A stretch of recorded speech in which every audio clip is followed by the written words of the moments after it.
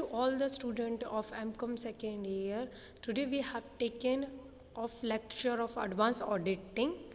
Okay, so in last lecture we have started our second chapter, which will be based on audit under computerized information system. We have discussed the contents, introduction, meaning, scope of audit in a CIS environment, special aspect. I have tell you all the contents which we have mentioned in this slide. I have also explained or discussed with you the introduction of this chapter, meaning, and what is the meaning of software, hardware. Okay, and which person who launched the computer first, and which person will have developed the computer programs of computer, and that person who call in whole world the father of computer. And we have also studied the scope of audit in a CIS environment. CIS environment means computerized information system environment. We have discussed and we have completed 4 points of scope.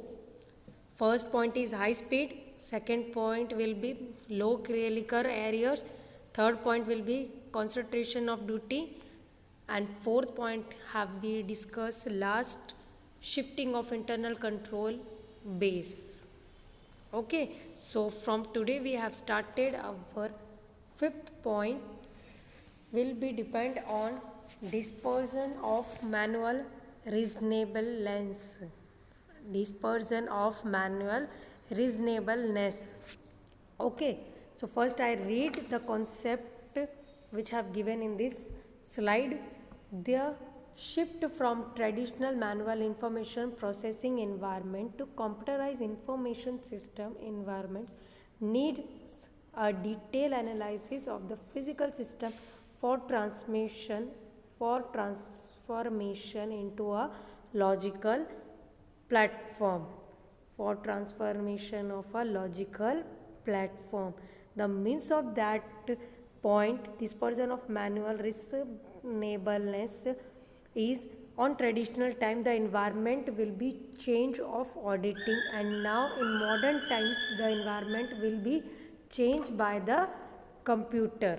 Okay, traditional times में transaction जैसे हमने discuss करा था, सारे के सारे transactions और entries और जो भी डॉक्यूमेंट्स हैं, मैनुअल्स हैं, वो ट्रेडिशनल टाइम्स में किस बेसिस पे होते थे, in a books note, and now they have environment change. ये सारा का प्रोसीजर जो भी था, प्रोसेस था, आपके टाइम्स पे वो चेंज हो गया है because of computerise system. Computerise system ने इन सारे जो पुराने मैनुअल कलेक्शन डाटा प्रोसेस थी, तो वो उन्होंने शिफ्ट क्या कर दिया है, आज मॉडर्न टाइम्स में शिफ्ट कर दिया है. और मॉडर्न टाइम्स में शिफ्ट कर दिया in the sense they have shifted to a computerise information system. और कंप्यूटराइज इंफॉर्मेशन सिस्टम ने इसका डिटेल एनालाइज किया है to provision of all the physical system of that transformation, और उसको एक पूरे फॉर्मेट में डेवलप किया है ताकि जो भी मैनुअल इंफॉर्मेशंस है, जो करेक्ट इंफॉर्मेशन है, वो डायरेक्टली सिर्फ अवेलेबल रहनी चाहिए, और जो वेस्ट इंफॉर्मेशन है they have deleted. Okay, and they have more focus on that reasonable जो इन्फॉर्मेशन है, जो इन्फॉर्मेशन रिगार्डिंग है कंपनी के लिए, जो सिस्टम रिगार्डिंग है ओल्ड टाइम्स का जो इन्फॉर्मेशन है, प्रोविबल है और प्रोविजेबल है, वही इन्फॉर्मेशन सिर्फ आज रहनी चाहिए.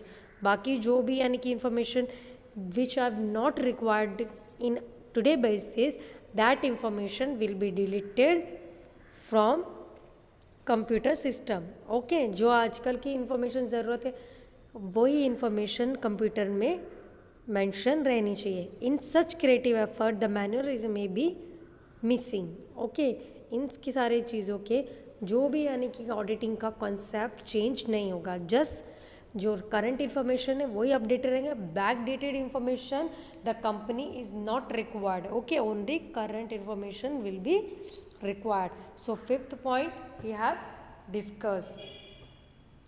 Okay, now we move forward to our next slide. In next slide, the 6 point have been mentioned. The 6 point name will be impact of poor system. Impact of poor system. If system analysis and design falls short of expected standard of performance, a computerized information system environment may be do more harm to integrated business operation than a good.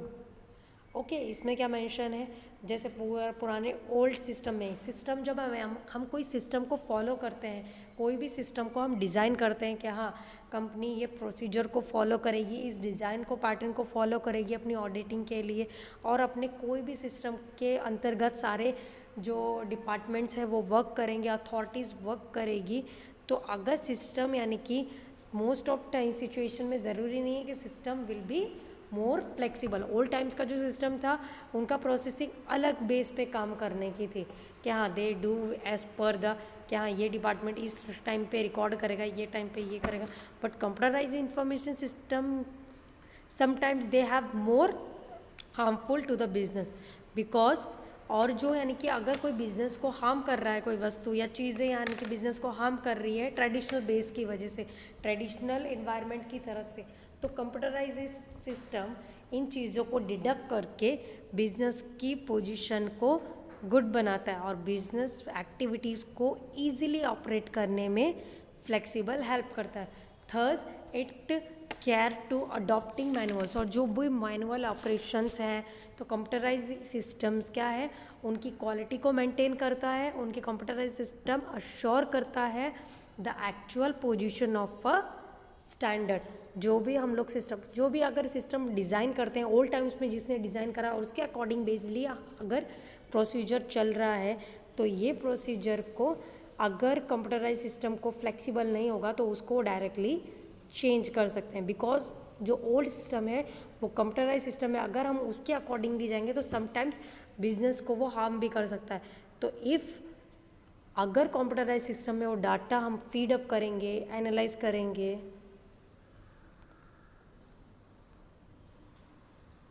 Analyse करते हैं तो इसकी वजह से तो वो हमें data क्या है can be more flexible whether we operating next system. Okay, moving to next slide. In next slide the 7 point have been mentioned. The 7 point of scope will be mentioned.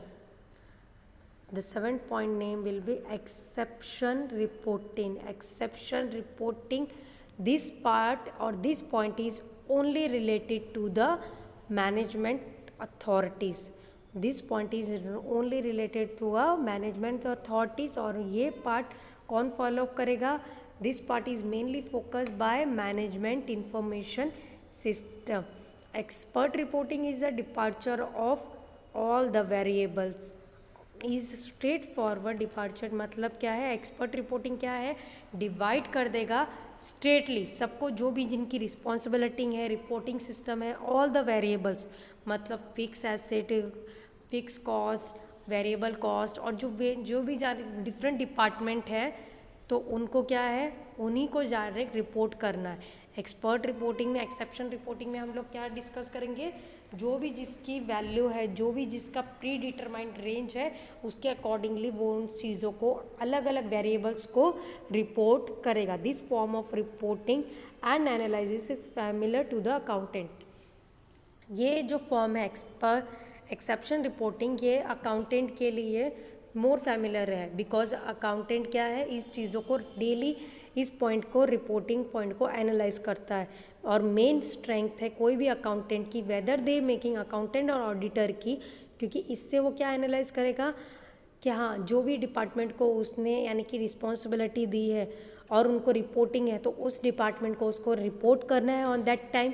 और सारे जो प्री डिटरमाइंड रेंज के, हाँ जो हमने historical times पे report जिसको करी थी, और एडवांसली इससे क्या रहता है, उसको डायरेक्टली एडवांसली वो रिपोर्ट कर सकता है because of distribution of responsibility और exception of responsibility to the members of an organization और the company. Okay, so exception reportings में different kinds of reporting departure होगी। ओके, डिपार्चर का मतलब डिपार्टमेंट को एलोकेट करना रिस्पॉन्सिबिलिटी, डायरेक्टली सारे departments को उनकी रिस्पॉन्सिबिलिटी एनालाइज करी जाएगी और उनको रिपोर्टिंग किसको करनी है ये सब भी पहले एनालाइज करा जाएगा। ओके, तो ये क्या है, the main scope of computerise information system से ये फ़ायदा हुआ है कोई भी ऑर्गेनाइजेशन, अकाउंटेंट और कोई भी तरीके विविध प्रकार के बैंक्स, पार्टनरशिप फर्म जो ऑडिटिंग कर रहा है उनको ये सारे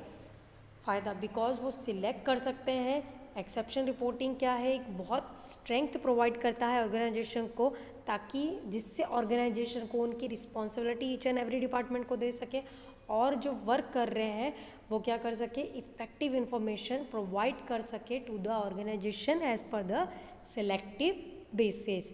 Next point and the last point of scope will be given man machine interface human computer interaction.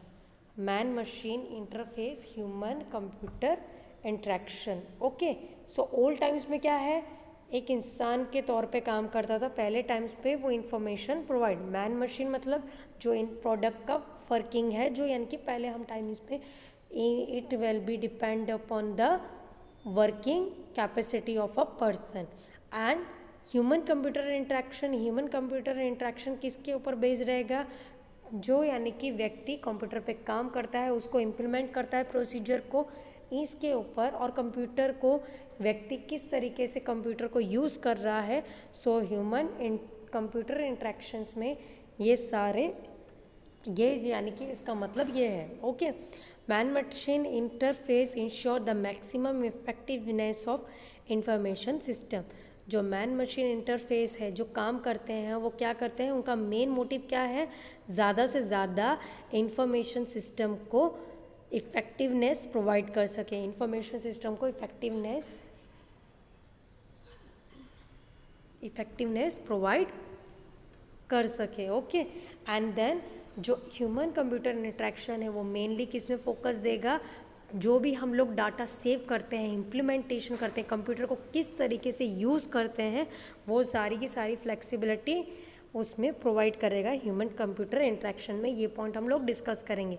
और so this approach of this both concept, man machine interface और human computer interface, mainly used for centered and integrated knowledge of wide range of discipline. Okay, so the main focus of this point is how man machine have working and how human computer interaction have been working into a day to day basis of auditing of an company or an organization or the person or the company who are making an auditing.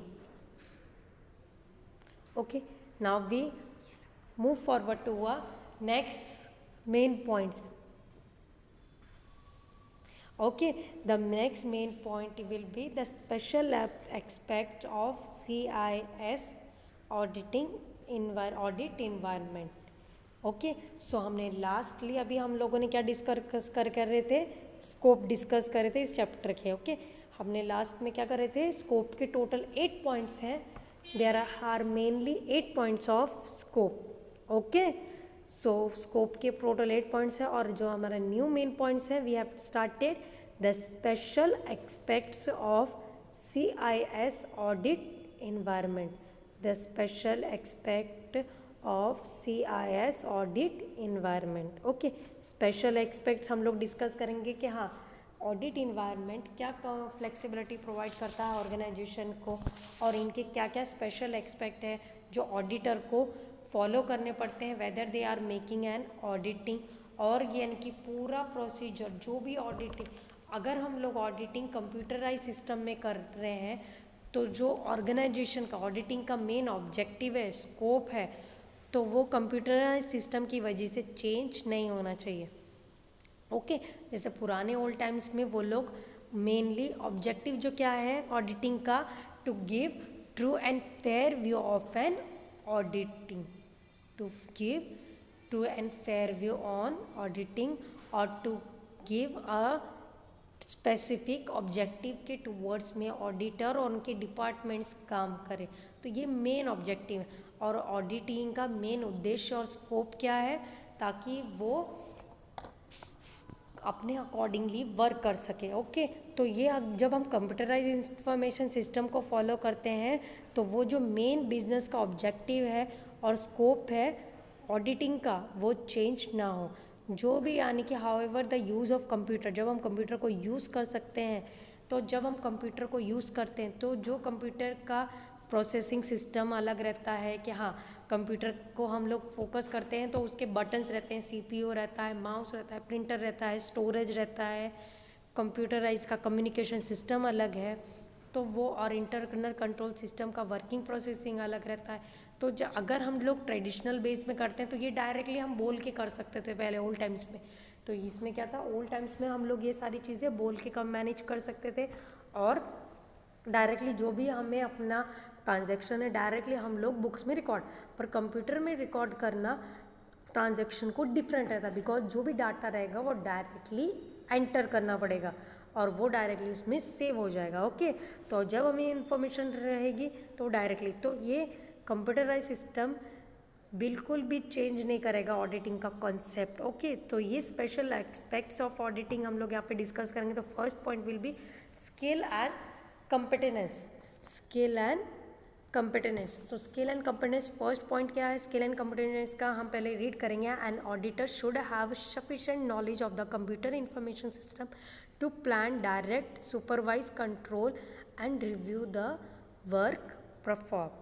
Skill special except of CIS auditing environment में क्या देखेंगे कि auditor के अंदर क्या क्या, जब company एक आधी कंपनी का ऑडिटर को अपॉइंट करती है तो ऑडिटर के अंदर क्या क्या स्किल्स होनी चाहिए, ऑडिटर को क्या क्या वर्क कैसे करना चाहिए, तो ये सारा हम लोग स्पेशल एक्सपेक्ट्स ऑफ ऑडिटिंग देखेंगे इसके अंदर। तो स्किल एंड कंपिटेंस में क्या मेंशन किया गया है कि ऑडिटर को क्या होनी चाहिए, स्पेसिफिक नॉलेज होनी चाहिए, अच्छी नॉलेज होनी चाहिए कंप्यूटर के बारे में कि हाँ, कंप्यूटर को किस तरीके से कंप्यूटर पे काम करना चाहिए, और जो भी यानी कि अगर वो कंपनी उसको अपॉइंट करती है तो हाँ, कंप्यूटर का सिस्टम कैसा है उसको नॉलेज होनी चाहिए। और हाँ, जब वो ऑडिटिंग रिपोर्ट प्रिपेयर करता है तो ऑडिटिंग रिपोर्ट अगर वो कंप्यूटर पे प्रिपेयर कर रहा है तो उसको किस तरीके से प्लानिंग करना चाहिए, उसको कैसे डायरेक्ट करेगा और अपने बाकी के मेंबर्स को सुपरवाइज करना, कंट्रोल करना, रिव्यू करना, इन सारी परफॉर्मेंस को रिव्यू करना इन कंप्यूटर बेस्ड पे, कंप्यूटर इन्वायरमेंट पे। तो ये सारी चीज़ें ऑडिटर को अंतर्गत ये स्किल्स होनी चाहिए to review each and every. और ऑडिटर को कोई भी आंसर देना जब कोई सिचुएशन में उसको इतनी स्किल्स होनी चाहिए, auditor have an skill to answer each and every situation regarding the processing of computer. Okay, regarding the processing of computer. So auditor have an specialized knowledge about the CIS environment. Okay, if they have making an auditing or if they have conducting an auditing. Okay, so first point will we have say the auditor have specific knowledge about the computer to allocate, plan, direct and supervise and review the auditing work. Okay, whether they making an auditing in a computerized information system. Okay, second point will be planning. So whether the auditor have making an auditing, so they have first उसको क्या follow करना पड़ेगा, जब auditor कभी भी auditing करता है तो सबसे पहले उसको पूरा प्लानिंग करनी पड़ेगी कि हाँ, कौन कौन से रूल्स के अंतर्गत उसको ऑडिटिंग करनी है, कौन कौन सा प्रोसीजर फॉलो करना है, प्रिंसिपल्स फॉलो करने हैं, whether they have making an auditing. और हाँ, जब ऑडिटिंग कर रहा है कंप्यूटर सिस्टम पे, कंप्यूटराइज सिस्टम पे, तो उसके क्या क्या वर्क रहेंगे, कौन कौन से सॉफ्टवेयर उसको फॉलो करने पड़ेंगे और उनमें चेंजेस क्या करना पड़ेगा। तो ये सारी चीज़ों की क्या करनी पड़ेगी, ऑडिटर को प्लानिंग करनी करेंगे पड़ेगी। The auditor should have obtain sufficient understanding of knowledge about CIS environment. तो ये सारी नॉलेज ऑडिटर को होनी चाहिए regarding weather they have making and auditing of any one company. Okay, तो सबसे पहले अगर वो किसी की ऑडिट रिपोर्ट कर रहा है तो ये सारे पॉइंट्स उसको ख्याल में रखने पड़ेंगे कि कौन कौन सा प्रोसीजर फॉलो करना पड़ेगा प्लानिंग में, ये सारे कॉन्सेप्ट ऑडिटर फोकस करेगा। Okay, the auditor have main focus towards the planning more whether they are making, because जब उसके पास प्लान रेडी रहेगा तो उसको ऑडिट रिपोर्ट प्रिपेयर करना will be more easy level, और वो उसकी टोटल उसको ड्यूरेशन डिसाइड करेगा. In planning each and everything will be mention like procedure, rules and regulations, principles. और जो ऑडिटर अगर कंप्यूटराइज सिस्टम पे कर रहा है तो उसको क्या होनी चाहिए, operating knowledge about hardware, software, application systems को. और इन सब का ऑडिटर टोटल पूरा एनालाइज करके अपने क्लाइंट की पूरी पोजीशन एनालाइज करके कंप्यूटर सिस्टम को एनालाइज करके ये सारी चीज़ें प्लान करेगा. ओके, तो ये बोथ पॉइंट्स किसके थे, special aspect of specific environment. और हम नेक्स्ट स्लाइड में थर्ड पॉइंट डिस्कस करेंगे. ओके, थर्ड पॉइंट में क्या है, रिस्क.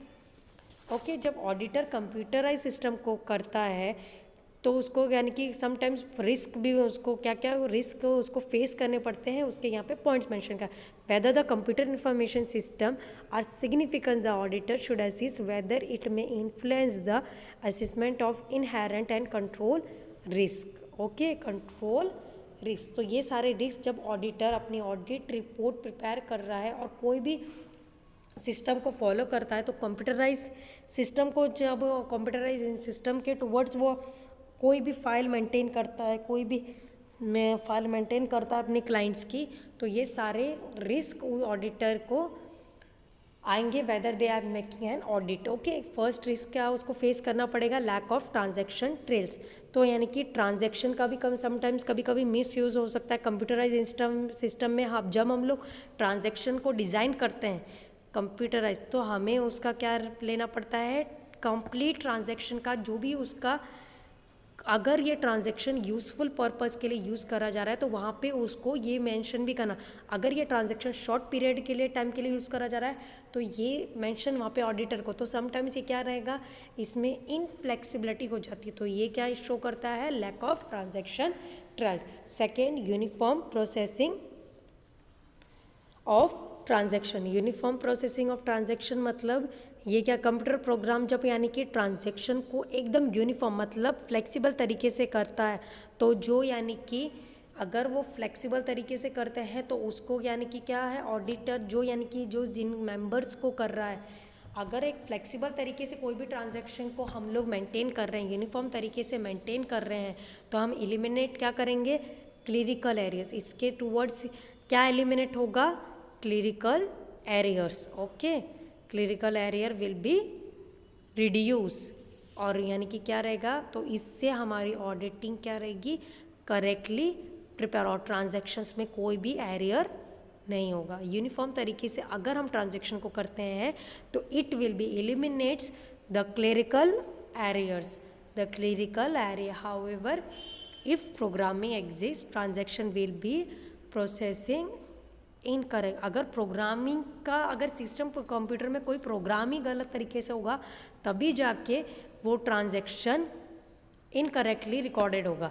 इफ़ प्रोग्रामिंग सिस्टम अगर करेक्टली रिकॉर्ड रहेगा, करेक्टली रहेगा, तो प्रोग्रामिंग यानी कि सिस्टम क्लिरिकल एरियर ऑकरेंस नहीं होगा. Okay, third will be in risk point, sub point, lack of segregation function. Lack of segregation function मतलब ये क्या प्रोवाइड करता है, जो यानी कि कंप्यूटर को, okay, CIS environment, many controls become concentrated in CIS and allowing data processing incompatible function. जो यानी कि विविध प्रकार के कंट्रोलेबल फंक्शंस हैं इन CIS एनवायरनमेंट, तो वो क्या करता है, तो अलाउ करता है डाटा को to give a proper investigation regarding the aspects of transactions. तो ये क्या करता है, लॉस करता है, समटाइम्स इनकम्प्लीटनेस प्रोवाइड करता है, many types of function usable. Okay, so the next point in risk, sub points in risk, potential for errors and irregularities. Potential, okay, अगर हमको यानी कि व्यक्ति, ह्यूमन व्यक्ति है, अगर वो कोई भी डाटा को एग्जीक्यूट कर रहा है, कोई भी ट्रांजैक्शन को एग्जीक्यूट कर रहा है कंप्यूटर पे, और उसको कोई भी ट्रांजैक्शन को मेंशन कर रहा है कंप्यूटर पे, तो उसको क्या करना पड़ेगा, सबसे पहले अपना ध्यान देना पड़ेगा कि कोई भी एरियर मेक ना हो, कोई भी एरियर मेकिंग ना हो. ओके, बिकॉज अगर कोई भी एरियर मेक होगा, कोई भी इंडिविजुअल पर्सन मेक करेगा विदाउट शोइंग एनीवन, यानी कि अगर वो डाटा किसी को हाँ, वो एरियर पर्सन, डिपार्टमेंट का member, staff member arrear make करता है और वो अपनी अथॉरिटीज़ को मेंशन नहीं करता है, तो this kinds of error will shown as human errors और irregularities between the staff. Okay, then next point, initiation of execution of transaction.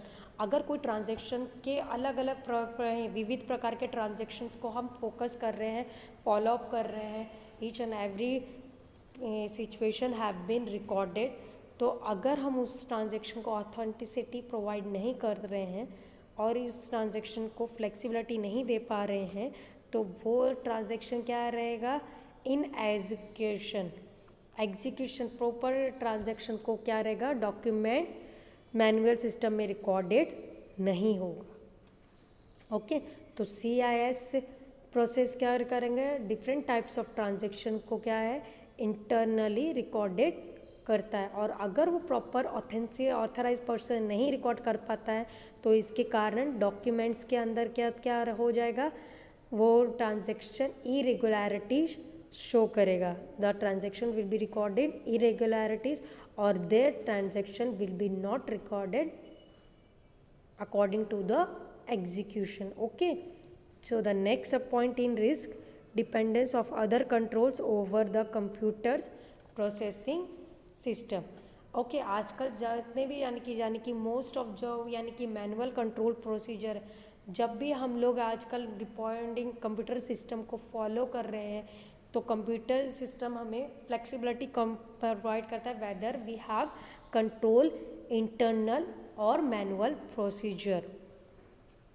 Okay, अगर हम कंप्यूटर पे रिपोर्ट्स कर रहे हैं, कोई भी आउटपुट्स का इन प्रोवाइड कर रहे हैं, तो ये आउटपुट्स और certain manual control procedure will provide a flexibility to the computerise information system. Okay, तो कंप्यूटराइज इंफॉर्मेशन सिस्टम क्या प्रोवाइड करता है, कंट्रोल करता है the inputs and outputs of a business और उनकी इफ़ेक्टिवनेस, ये सिस्टम प्रोवाइड करता है इफ़ेक्टिवनेस और कंसिस्टेंसी प्रोवाइड कर सकता है between the processing transaction control on the dependent of computer. तो इसके कारण हाँ, कंप्यूटर पे आजकल के जो ऑडिटिंग एक्सपेक्ट्स है वो कंप्यूटर पे ज़्यादा फोकस करने लगे हैं। ओके, नेक्स्ट सब point in risk, increase management supervision. तो रिस्क बिकॉज ये क्या है समटाइम्स, यानी कि क्या है, मैं रिस्क क्या शो करता है, मैनेजमेंट इंफॉर्मेशन सिस्टम के जो प्रोसेस है, टूल्स जो फॉलो कर रहे हैं, और तो यानी कि इंटरनल कंट्रोल सिस्टम को फ्लेक्सिबिलिटी प्रोवाइड करने के लिए जब हम कंप्यूटराइज सिस्टम पे फोकस करते हैं, तो इन सारे सिस्टम को हम क्या कर रहे हैं, कंप्यूटराइज इंफॉर्मेशन इन सारी चीज़ों को एनालिटिकली सुपरवाइज करता है। जो भी रूल्स, तो इससे मैनेजमेंट को क्या रहता है, ईजीली रहता है, ताकि वो अपने रूल्स एंड रेगुलेशन को फॉलो करके इंटरनल कंट्रोल सिस्टम को इफेक्टिवनेस प्रोवाइड कर सके। Okay, next and last point in sub points in risk, use of computer assistant audit techniques. So whether the auditor have making an audit in a computerized system form, the auditor may have apply journal or specialized computer audit techniques to execute audit test. तो वो कौन सी technique use करेगा, journal और specialise audit techniques वो computer techniques follow करेगा, weather they have making execution of audit text. जब auditing की वो टेस्टिंग करेगा तो ये कंप्यूटर पे वो दोनों कौन सी टेक्निक यूज़ करेगा, जर्नल और specialise. Okay, this are the sub points of risk. Okay, in risk they have sub points, तो इनका रिस्क में ये सारे रिस्क जो ऑडिटर को फेस करने रहते हैं, whether they have making and auditing in a computerise information system. Okay, और ये सिस्टम रिस्क फ्लेक्सिबिलिटी भी प्रोवाइड करता है कंपनी को, ये कंपनी को नुकसान प्रोवाइड नहीं करेगा, but eventually they have providing a flexibility to the, और इंश्योरेंस प्रोवाइड करता है और एक कंप्लीट डाटा प्रोवाइड करता है, ताकि इससे क्या होगा, रिस्क से, ताकि हमें सारी चीज़ों के पता चलेंगे कि हाँ कौन फ्रॉड कर रहा है, कौन एरियर मेक कर रहा है, और कहीं डाटा, कौन सा डाटा हमारा सिक्योर है और कौन सा डाटा हमारा रॉन्ग हो रहा है, हमारी प्रोसेसिंग सिस्टम कैसी जा रही है, और अगर हमारा जो एप्लीकेशन सॉफ्टवेयर को हम यूज़ कर रहे हैं और डाटा फाइल्स को हम कंप्यूटर में एंटर कर रहे हैं, तो वो प्रॉपर तरीके से कोड में मेंशन है क्या नहीं है, सेव है क्या नहीं है, ये सारी चीज़ें रिस्क के दौरान हम ये चेक करते हैं, तो इससे कंप्यूटर को फ्लेक्सिबिलिटी भी प्रोवाइड होती है। Okay, so now we move forward to a next slide. In next slide, the 4 point of special aspect of CIS audit environment have been mentioned. Okay, so 4 point क्या है? Risk assessment. Risk assessment, तो risk assessment auditor को according किसके अंतर्गत analyse करना रहता है? With SA. SA का फुल फॉर्म है standard auditing. Standard auditing 315 identify and assessing the risk of material misstatement through understanding the entity or company and its environment, should make an assessment of inherent and control the risk for material financial statement assurance. Okay, risk assessment में auditor को क्या देखना है, किसके अंतर्गत कौन से चीज़ों को यानी कि स्टैंडर्ड को फॉलो करना है?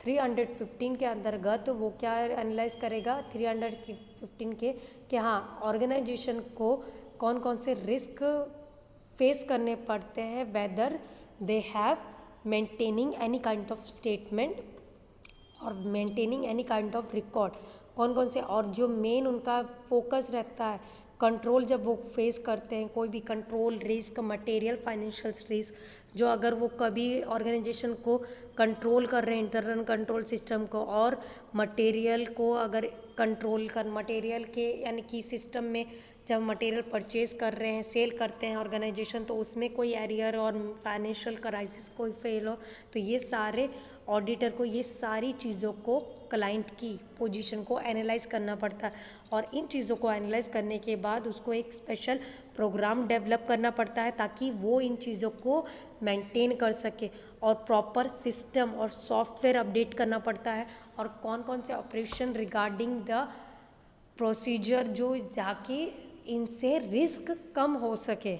ओके, ताकि कंपनी को रिस्क कम हो सके, इसके अंतर्गत ऑडिटर को सारे के सारे एक्सपेक्ट एनालाइज करने पड़ते हैं, और ये पॉइंट्स, ये जो एक्सपेक्ट्स वो किसके अकॉर्डिंगली 315 के अंतर्गत अकाउंट स्टैंडर्ड ऑडिटिंग के अंतर्गत मेंशन करे जाते हैं कि हाँ, किसी ने मिस स्टेटमेंट ना करा हो regarding the control internal control system में, और मटेरियल के अंतर्गत अगर कभी लॉस इंकर्ड हुआ तो इसके क्या, तो ऑडिटर क्या फाइनलाइज करेगा लास्ट ईयर की परफॉर्मेंस को, तो इसके कारण वो क्या डेवलप करेगा, अकाउंटिंग सिस्टम को डेवलप करेगा, सॉफ्टवेयर को डेवलप करेगा, सिस्टम को और प्रोग्राम्स को, ताकि इससे the flexibility to provide the operation और रिस्क क्या हो, लेस हो, रिस्क क्या हो, लेस हो टू द कंपनी और to the client the auditor have making an audit, जिसकी भी वो ऑडिटिंग कर रहा है और जिसकी भी वो फाइल मेंटेन कर रहा है अपने क्लाइंट की, तो ये ताकि उसके risk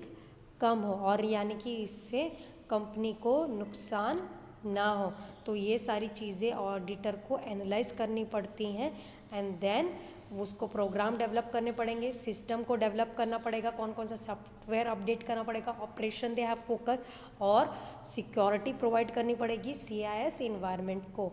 okay, so this is the 4 point of special aspect of CIS environment, and the last point of that is documentation.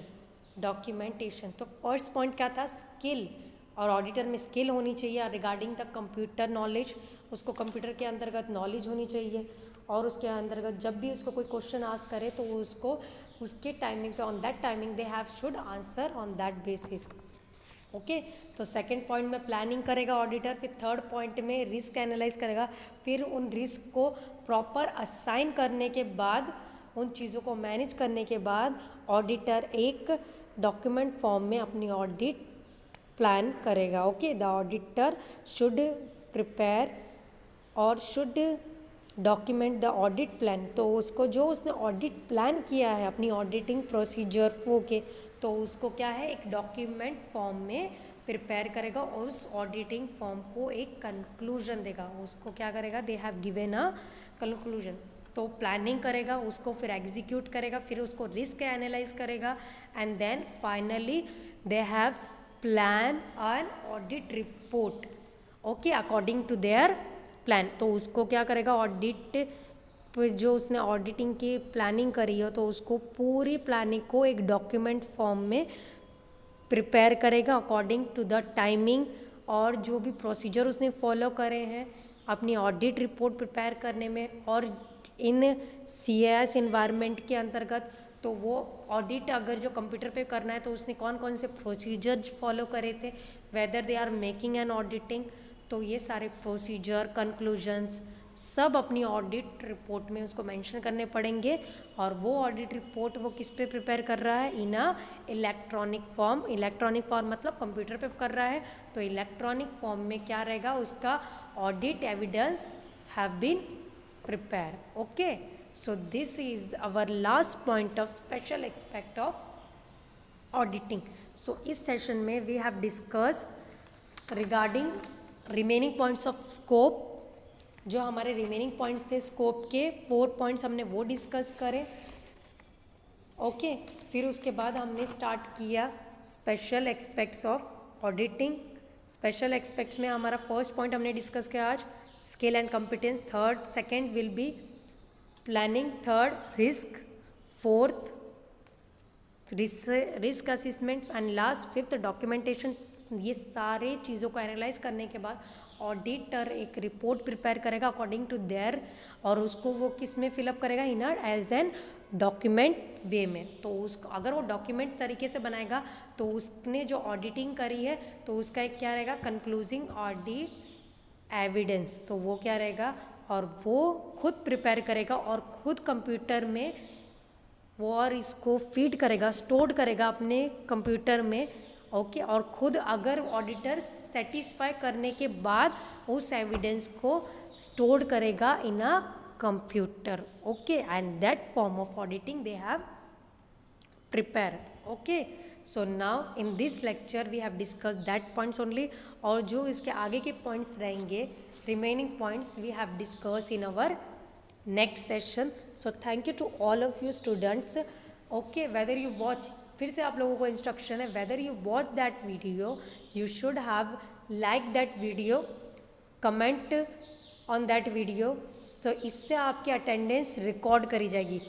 If somebody watch that video और अटेंडेंस को लाइक नहीं करेगा और कमेंट नहीं करेगा तो उसकी अटेंडेंस रिकॉर्डेड नहीं करी जाएगी, ओके।